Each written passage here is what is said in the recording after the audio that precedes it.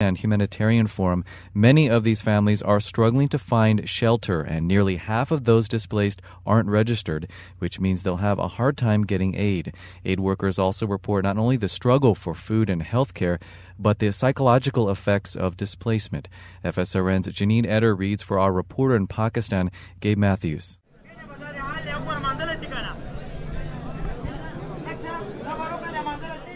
It's midday and hundreds of people gather for registration and food distribution in Jazolai camp near Peshawar. It's a chaotic scene and especially difficult for those in need of medical care. Nazma Hussain is a health worker at the camp. An hour ago, she found a young pregnant woman going into labor. These gathering in this crowd, they have pushed them on the floor, and that patient going to labor pain. We refer them her to our MCH center, and she delivered there. Nazma Hussain has worked in the camp for the last 4 months. She says pregnancy and child rearing makes life even more difficult for displaced people. The women from tribal areas means they, old and new IDPs both have the problem of family planning. They know about that, but there is no facility here in camp for them, and they want that such type of facility must be here for them, that they may start their family planning program. Yes, they want to reduce their children. Therefore, they want the family planning facility. According to a survey from the Pakistan Humanitarian Forum, about 80% of families have little or no access to health care or medicine. These families depend on the minimal income husbands and sons earn doing daily wage labor.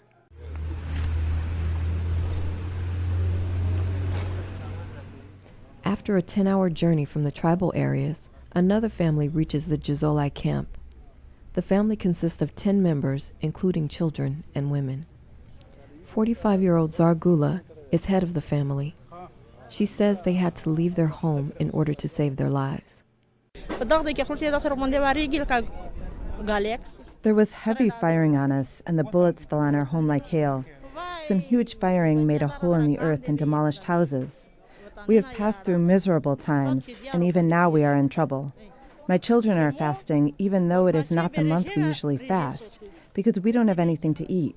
We are extremely poor. Zargula knows she won't be able to get a tent today as she arrived late. Her family will stay with others already established in the camp. Humanitarian experts say more than 1 in 10 displaced children suffer from psychological distress. Some are concerned this could lead to youth joining militant groups in the tribal areas of Pakistan and Afghanistan.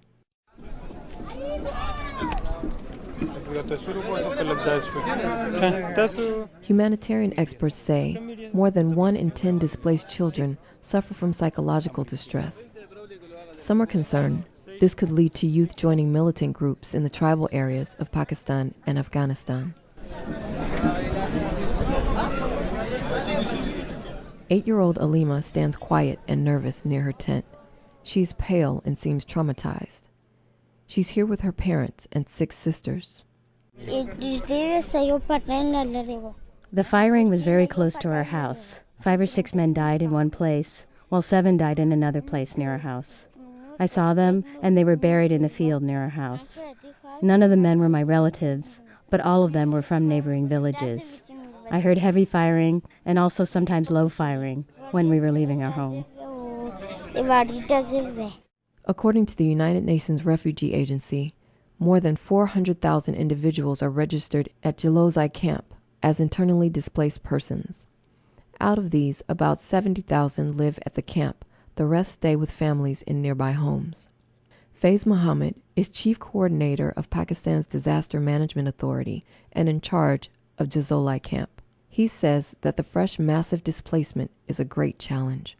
Pakistan is already in a place of, in a state of emergency. And we are fighting this militancy and this terrorism since long. And that has really depleted our economy. We are barely living up to the standards of our economy and serving people. So this displacement is an addition to that. And that cannot happen without international support. And for that, we are very, very honored and very, very, very thankful to the international community who have responded so swiftly and so quickly to this emergency. Faye says the United Nations is a major donor, while other countries like the United States, Saudi Arabia, and United Arab Emirates are the other major contributors. But he says the aid is not enough for the massive number of displaced people who struggle for basic shelter, food, and health care.